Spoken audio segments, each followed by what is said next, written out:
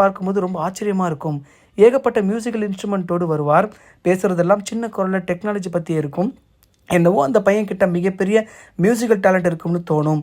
அதான் மணிரத்னம்னு சொல்லி வச்சேன். அது அவ்வளோ பெருசாக ஹிட் ஆகும்னு நினைக்கல. ரஹ்மான் வாஸ் ஜஸ்ட் அமேசிங் என்று சொல்லி வைக்கிறார் சாரதா திரிலோக். தன் இசை பயணத்தின் ஒரு முக்கியமான காலகட்டத்தில் இருக்கும்போது தான் திலீப்பின் சகோதரி ஒருவரை அந்த விசித்திர நோய் மறுபடி தாக்கியது. வயிற்று வலியால் துடித்தார்.